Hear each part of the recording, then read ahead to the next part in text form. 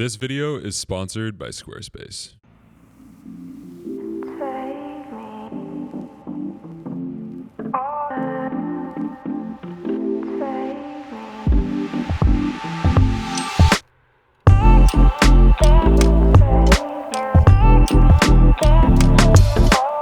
Hey everyone, what's going on? Welcome back to a new video. Today we're diving into the Leica Q2. Now, I've been looking into picking up a daily carry camera for quite some time now. I've tested quite a few of them, including the Fuji X100V, as well as some other just kind of film point and shoots. And I kind of landed on this as something that I wanted to try and pick up. Instead of buying it, because this camera is incredibly expensive, I just wanted to rent it for the week and see if I enjoyed using it. And I think I can safely say that this camera is pretty incredible. I've had a fun time using this. And I want to kind of dive in today and just show you guys some sample images and just explain to you what makes this camera so special.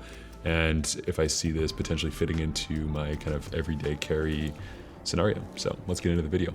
So initially when I was researching on YouTube, I wanted to, kind of see what kinds of videos were already out on this camera, and I didn't really find a lot. There's a few videos out that I watched and, kind of found some valuable information, but a lot of them were just kind of focusing on the specs and not really what this camera is actually like to use in an everyday scenario. And that was really what I was interested in using this camera for. So I figured I would pick it up for the week and just kind of make a video on it, because I know probably a lot of you guys out there as well, maybe not a lot of you, but I'm sure some of you watching this video, you know who you are potentially looking to pick up this camera. And this video is for you. This video is also for, all of you guys as well who just want to see what this camera can do. Newsflash, it's pretty incredible. I was not really expecting a lot. I had a few friends who have tested this camera before, and also the original Leica Q, and they have said nothing but amazing things about it. So I, obviously had their opinions, but I did want to kind of, shoot this camera for myself and see if it fit into how I like to shoot. So I do want to preface this video again by saying that I did rent this camera. I have not bought this camera as of today. I'm definitely thinking about buying it, and if you guys want to hear my final thoughts on if I will be purchasing this camera, stick around to the end of the video. But I think I just want to preface it by saying, this is a very unbiased review. This is my first Leica digital camera. I had a couple Leica M6s throughout the years, and I did love those, but I really did want to try out Leica's digital side of things and see if that really kind of piqued my interest. Another thing that I did want to note before picking up this camera, and this is kind of the main reason why I wanted to try out this camera, is because I haven't really used a digital camera in a long time that's really been enjoyable to use.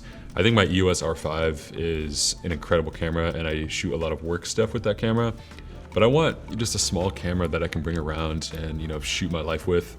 And I think that's where this camera really fits in nicely with that. The R5 is an incredible camera. Again, it has all the features that I could ever need and more, but the reality of it is it's a massive camera, and I don't really feel the need to bring that around to take photos of my family, my friends, random outings throughout the day or the week.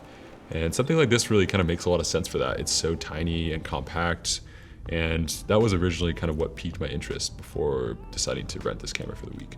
So this is the final day before I actually send this camera back, and I wanted to kind of take the entire week in order to kind of get some thoughts surrounding this camera and what I think I could be using it for. And I've used it for a variety of different shoots throughout the last week or so. I've brought it on portrait shoots. I've documented just like sunsets with this camera. I've taken photos of my friends, and really it's been a joy to use. I have very little complaints, honestly, with how this camera actually works and functions. I love how simplistic and kind of minimal the design is. I love that there's no ports or anything like that, and everything is very uniform and compact. And that's what I'm looking for when I think about a camera that I want to carry around on a regular basis. I do love that the lens is not interchangeable. I think when lenses are interchangeable, we think that we have to own 3 or 4 different lenses to be able to shoot different kinds of things. And the single 28mm lens on here is more than enough for anything that I'm going to be taking pictures of. It's so sharp, but not in a bad way. I think a lot of cameras nowadays are a little bit too kind of clinically sharp. It almost looks like computer generated in a lot of images. And I love the soft roll off from what's in focus to what's not from this lens. It's a 1.7 aperture, and you can obviously go all the way up to f/16. Very easy to kind of move that around on the front of the lens here, and it's just been enjoyable to use. Like I don't really know how else to put it. The lens is great. It's really sharp. It's nice. It's a Summilux, a spherical lens. I've owned a 35mm Summilux in the past, which was also spherical, and you just get this really creamy, beautiful looking bokeh, and I'm really happy with the lens. So probably my favorite feature on the Leica Q2 is honestly going to be the crop modes. Now what I mean by this, and we'll show a little video explaining what that looks like visually, is so you have this 28mm lens here, and you have multiple different crop modes that you can crop. And basically, Leica has done an incredible job kind of baking this into the software on the camera. It's really simple and easy to do. There's just a button right here that you can press. First, it starts out as, you know, the full 28mm, and then you can go down to 35 to 50 and then to 75mm as well. And you'll get these cool little frame lines so you can kind of frame up your shot and compose it the way that you want. And I think the coolest part about this is you're able to import this into Lightroom, and Lightroom recognizes that you shot it on this crop mode, and it will automatically crop it for you. Now, if you don't like the crop, you can adjust it. You can also just completely reset the crop and go back to 28mm. Now, I think this is so genius, and I don't know why other manufacturers haven't thought of this before, but I found myself using this so frequently, especially I would say the 50 and 75mm crop modes are probably my favorite. The 75 is really nice, obviously, because you don't need to be very close to your subject. And sometimes when I'm just walking down the street, I see something really cool and I want to be able to shoot it without really having to go super close. And I love the compression of 75mm. I think it looks really nice. Obviously, it's not technically a 75mm lens. It's a cropped version of 28mm, but it definitely gives the, you know, kind of look that you're looking for, I think, when you're shooting with a 75mm lens. And the fact that you don't have to switch any lenses, you just get to shoot with a single lens right here is really amazing. And I think that's probably my favorite feature on this camera, and it's made it really nice and easy to use. So another thing that I really wanted to test as well is how the colors look coming right out of camera. Now, I was mainly shooting DNGs, sometimes some JPEG as well. I'll get to that in a little bit. But the RAWs look amazing, and the color looks really nice. All the time, I didn't really even feel like I needed to edit very much. I think they look just really natural, really natural, really clean. A bit desaturated at times, so if anything, I would add a little bit of contrast and maybe bump the saturation. But overall, when I'm shooting like this, you know, with a camera that it's meant really to just document my daily life, I'm not gonna be over editing really any of these images, or really kind of, I just want to be able to basically import them into Lightroom quickly and, you know, maybe throw a black and white edit on it real quick, or adjust just a few simple things and maybe send it to a family member or a friend. You know, maybe it's a portrait of somebody or just a random photo I want to throw up on Instagram or Twitter or something like that. This is amazing for that. And I think another reason of why this camera is just really makes a lot of sense for kind of a daily carry scenario is also the Leica Photos app. Now, the cool thing about that app is you can transfer DNGs as well as JPEGs directly onto your phone, and you're able to edit them and manipulate them however you would like. And I found myself using that actually quite a bit as well, especially I would shoot a combination of JPEG and RAW images, and then I would just export the JPEG image over to my phone, take a look at it, see what I think, and then I would save the RAW images for the most part for when I got home and I could import them to my computer. Another thing that I really enjoyed, and I think this is pretty similar in a lot of ways to Canon's menu system, is it's really simple when you turn on the camera and you want to change anything. First and foremost, you just get this really nice display of your shutter speed, ISO, aperture, whatever mode you're shooting in, as well as your exposure compensation.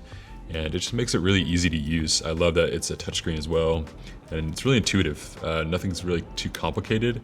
And you also in the top left here see what kind of crop mode you're shooting at currently, which right now it's at 75mm. And yeah, it just makes it really nice and easy to use. I think if the menus were complicated on this camera, it would make it a lot less enjoyable to use. I want to be able to just kind of dive into the menu, figure out which setting I want to change and change it really quickly. And I didn't have any problems at all with being able to do that with this camera. Another thing that I love as well is the ability to be able to go between full auto and full manual, and any combination in between.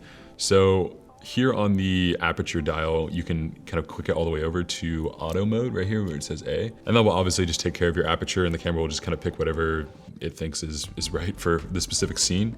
I didn't really tend to use that very much. I like to be able to control my aperture. I did, however, click the shutter dial here on auto quite a bit.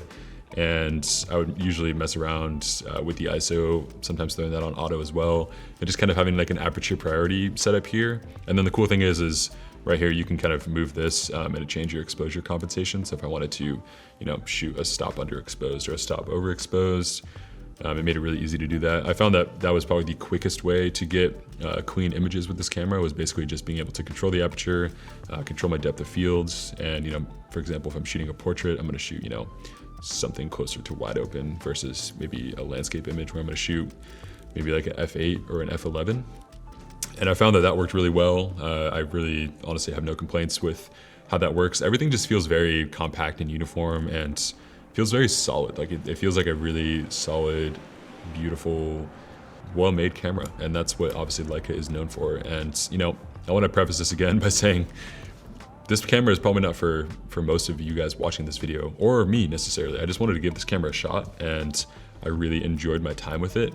But I think there's obviously a lot of other options out there when it comes to a daily carry sort of camera. I just wanted to see what this camera was all about. There was a lot of hype surrounding this camera. And obviously it came out quite some time ago. I think at the time of recording this video, I want to say it was at least a year ago. And yeah, I've really just been enjoying this camera.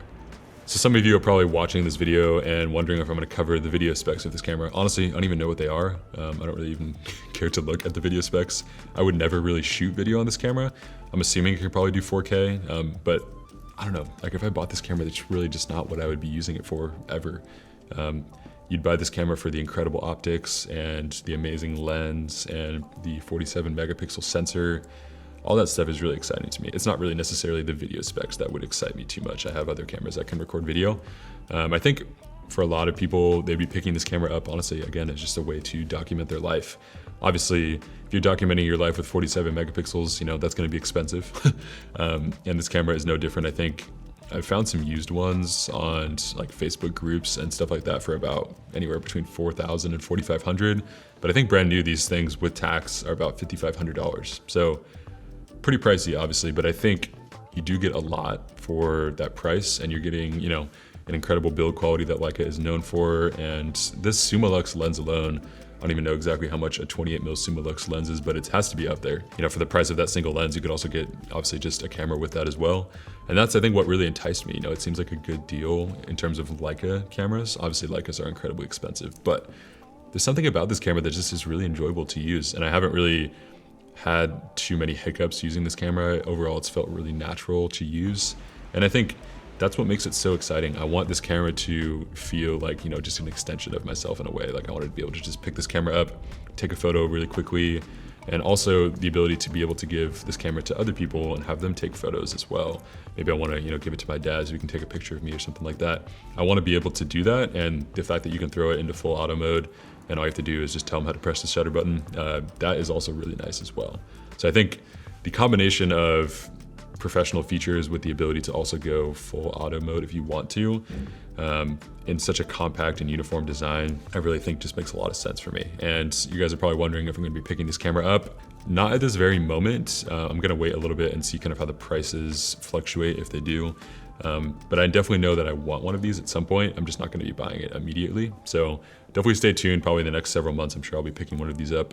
And I'll be excited to film some more videos surrounding this camera and just kind of going out and taking pictures with it. So overall, obviously I'm really sad to be sending this camera back. I really have enjoyed my time with it. I enjoyed it a lot more than I thought I would. The first couple days, I think it was just kind of figuring out how to use it in the way that I wanted to use it. After a week with this camera, I definitely want to kind of explore it more. So if you guys are probably wondering if I'm gonna be picking this up at some point, I definitely want to. I'm gonna be kind of monitoring the used market. I don't really think it makes a lot of sense for me to buy something like this brand new. So I'm gonna be kind of monitoring the Facebook groups and Craigslist to see what I can find, but I'm excited to eventually pick one of these up. So if you guys will stay tuned for the next couple months, I'm sure we'll have some more videos regarding this camera, just kind of going out and taking photos with it. But yeah, overall, I'm just really impressed. I enjoyed using this camera a lot, and I have almost zero complaints besides how expensive it is. But the reality of it is, you don't have to buy this camera, If you guys are gonna get upset about the price of this camera in the comments, like there's thousands of other options for other cameras out there. This is just the camera that I wanted to try. So that kind of concludes today's video. Hopefully you guys enjoyed this one. If you guys wanna see any of the images that were in this video, I'll leave a link down in the description to the high-res version so you guys can take a look. The 47 megapixels on this camera is pretty incredible, and I would highly recommend you guys go check that out. Obviously, that website is built with Squarespace, which is today's sponsor. Now, obviously, Squarespace is the best all-in-one website builder when it comes to making your website and displaying your work in kind of a natural way that doesn't really feel, too intense. I love the layout options on Squarespace's website and the design choices as well. Everything from text to font choices and really kind of design and layout options. They have a lot of really unique styles that make a lot of sense for photographers like myself. I also have been posting some new work over on my website. If you guys want to go check that out as well, I will leave a link down in the description. If you guys want to get 10% off your first website or domain purchase, definitely head to squarespace.com/Samuel Elkins, which is in the description. Thank you so much to Squarespace for sponsoring this video and for the continued support of my photography and filmmaking. Hope you guys enjoyed this one, and we'll see you next week. Peace.